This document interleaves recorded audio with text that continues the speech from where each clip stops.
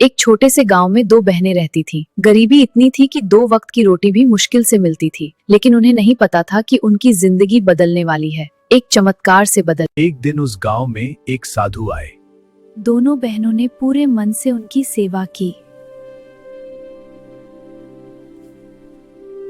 साधु उनकी सेवा से बहुत प्रसन्न हुए। उन्होंने उस छोटी बहन को आशीर्वाद दिया, तुम जब चाहो एक सुंदर पुष्पों का पेड़ बन सकती हो और तुम्हारे फूलों की खुशबू पूरे संसार में फैल जाएगी। अगले ही दिन दोनों बहनें जंगल गईं और तभी एक चमत्कार हुआ। छोटी बहन एक सुंदर फूलों के पेड़ में बदल गई और बड़ी बहन उसके गिरे हुए फूलों को इकट्ठा करने लगी। अब यही उनका सहारा बन गया। रात होते ही वह कन्या एक अद्भुत वृक्ष में बदल जाती थी। उस वृक्ष पर सफेद सुगंधित फूल खिलते और उनकी खुशबू पूरे वन में फैल जाती। दोनों बेटियां रोज ऐसा ही करती, दिन रात मेहनत करके अपने माता पिता के लिए पैसे कमा कर लाती थीं। और इसी तरह समय बीतता रहा। गरीबी के कारण दोनों बहनें रोज नदी किनारे जाती। एक बहन पुष्पों का वृक्ष बन जाती और दूसरी बहन उन फूलों को अपनी टोकरी में भर लेती।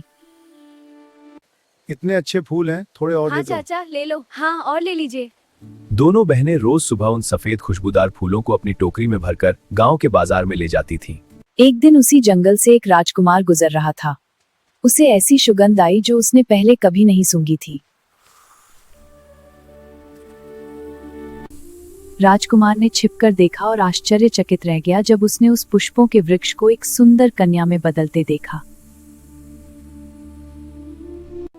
उसने उस सुंदर कन्या से बात की और उसकी सरलता और दयालुता से बहुत प्रभावित हुआ।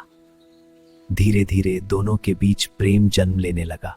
कुछ समय बाद राजकुमार ने उस सुंदर और सरल कन्या से विवाह कर लिया। विवाह के बाद वह उसे अपने भव्य महल में ले आया। अब एक गरीब घर की बेटी राजमहल की रानी बनने जा रही थी। महल में पुष्पवती की सुंदरता और मधुर स्वभाव से सभी लोग बहुत प्रभावित थे। हर कोई उसकी प्रशंसा करता था, लेकिन यह देखकर उसकी चारों जेठानियां मन ही मन उससे ईर्ष्या करने लगीं और उसे नीचा दिखाने की योजना बनाने लगीं। एक रात उन्होंने देखा कि उसके कमरे से फिर वही अद्भुत फूलों की सुगंध आ रही है। तब वे चुपचाप दरवाजे के पास जाकर उसके रहस्य को देखने लगी। चारों उस सुगंध और पुष्प का रहस्य जान गई।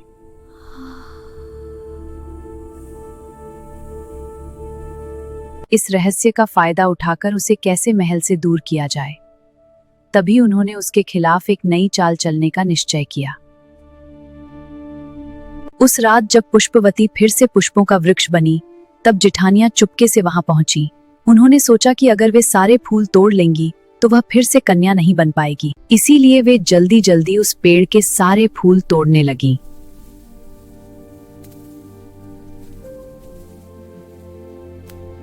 सुबह होते ही समय आया वापस अपने रूप में लौटने का, लेकिन इस बार कुछ भी नहीं हुआ, क्योंकि सारे फूल तोड़ लिए गए थे। पुष्पवती अब अपने ही रूप में वापस नहीं आ पा रही थी। वह वहीं बैठी रह गई, टूटी हुई, बेबस, और उसकी आंखों में सिर्फ दर्द था। जब राजकुमार वहां पहुंचा तो उसने अपनी प्रिय को उस वृक्ष में कैद देखा। वह समझ गया कि उसके साथ बहुत बड़ा अन्याय हुआ है। उसके दिल में दर्द और क्रोध दोनों उमड़ पड़े। सच्चाई जानकर राजकुमार का क्रोध बढ़ गया। उसने समझ लिया कि यह सब एक साजिश थी। उसने तुरंत जेठानियों को उनके अपराध की सजा देने का निर्णय लिया। दुखी होकर राजकुमार एक ज्ञानी साधु के पास पहुंचा और उसे सारी बात बताई। साधु ने ध्यान लगाकर सब समझ लिया और उसे एक पवित्र जल से भरा घड़ा देते हुए कहा, इसी जल से उसका उद्धार संभव है। जैसे ही पवित्र जल उस वृक्ष पर डाला गया, चमत्कार होने लगा। सूखे पेड़ पर फिर से सफेद फूल खिल उठे और कुछ ही क्षणों में पुष्पवती अपने सुंदर रूप में वापस आ गई।